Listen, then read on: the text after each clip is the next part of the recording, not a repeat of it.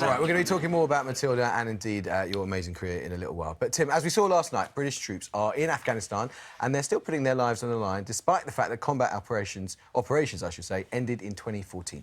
Well, today, the Afghan president told Justin Rowlatt he thought NATO troops could be in his country for up to 4 years. So what exactly will they be doing? Well, Justin went out on the streets of Kabul to find out. Today, I'm with British troops on the ground, soldiers of the 2nd Battalion of the Yorkshire Regiment. They have one of the most dangerous jobs out here. So the mission of the Yorkshire Regiment here is basically pretty simple. What they are is the most secure taxi service in the world. Now, that doesn't sound much, but it is at the heart of what NATO is here to do, because what these lads do is they make sure the experts that are training the Afghan military get to where they need to be safely. Kabul is a place to take very seriously. Danger can lurk around any corner. Since July this year, there have been over 20 terrorist attacks, and that's just here in the Afghan capital, Kabul. Our role here is to support the Afghan security forces and give them the primacy for security of their own country.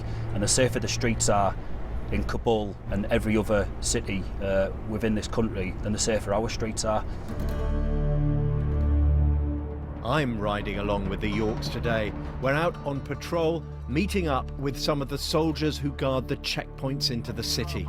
We're going to try our best to go to Duskin. We'll just fire over. When the British Army first arrived in Afghanistan 16 years ago, they used to drive around in unprotected Land Rovers. Now they use these things. This is a Foxhound, and it weighs 7.5 tons. It is covered in armour, and there's a good reason for that. Obviously it protects against bullets, but more importantly against the deadly handmade bombs that are the Taliban's weapon of choice. Just 2 days earlier, Danish NATO soldiers doing the same job as the Yorks were attacked by a suicide bomber in a car. 1 Afghan civilian died, 9 were injured, but fortunately the soldiers and the expert they were protecting were unharmed. Back with the Yorks on patrol, these troops are always on alert. We're located in the safe area, so this is provided by 4 Foxhounds. We've used the vehicles and the armour within the vehicles to our advantage, so it's shielded us from any potential threat. So this provides a safe platform in the event of an incident happening to our front. But there is a danger that somebody could see us and you know, as an opportunistic target. Yeah, of course. I mean, there's always risks. I mean, you know, you're at risk of vehicle-borne IEDs, small arms shoot, and also the threat from the sky with the drone threat. So no matter where we go within the area, the drills are the same regardless, so be it on the outskirts of Kabul or in the city centre itself. Every time you step out the gate, there's things that can happen. There's bad people out there that want to do things to you, but you just got to go out there and focus on your job, the job in hand, and what you're leaving the gates to do. And just make sure that when you go, everyone comes back safely. The flare's being fired. Got passed up over the radio, so I've just passed up higher. And what might that be? Not too sure. Could be anything. Could be nothing. To help make Afghanistan a safe and secure place for its people from the Taliban, these patrols are necessary.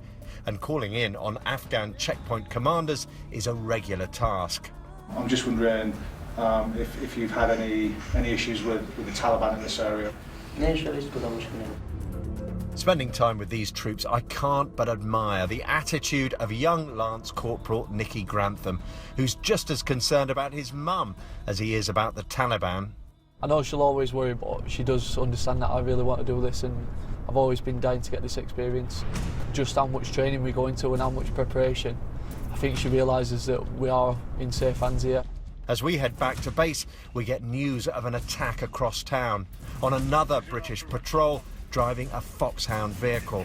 A small arms fire and it hits the driver's side window. Thankfully, there are no casualties, just minor damage to the vehicle. It's another example of the risks and some of the possible threats that we can encounter in Kabul city, and also highlights how effectively we've been trained. Incidents like this are extremely rare, but it illustrates just how precarious the security situation in Kabul can be. Well, a man who spent a lot of time in Afghanistan, including coming under fire himself, is the BBC security correspondent Frank Gardner. Evening, Frank. Lovely to see you. Thanks. So, the Afghan president thinks that troops would be there for 4 years. What do you think of that statement, then? Well, there's going to come a time when they say, we've done as much as we possibly can. It's never going to be a perfect place. They're there to try and mould the Afghan National Army into a cohesive force, because Afghanistan is a predominantly rural country.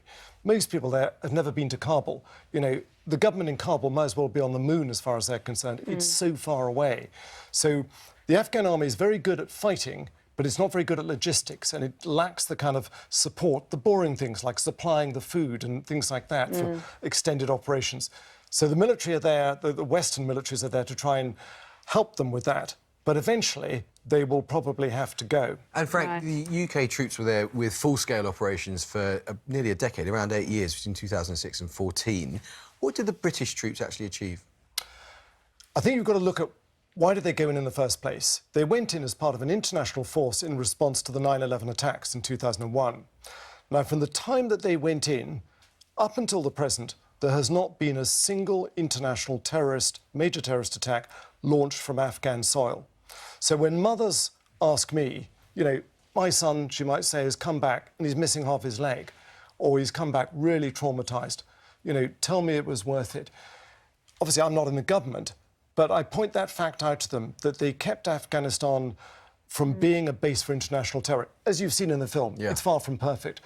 I would point out that anybody who's served in Afghanistan on combat operations, this is the experience that will sear in their lives, in their brains forever.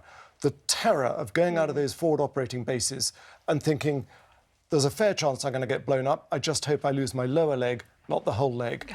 And people will never forget that. Frank, if I may say, I think they're lucky to have you reporting on it. Thank you very much indeed for the update. And thank you to all our troops over there as well for keeping Justin safe. Absolutely.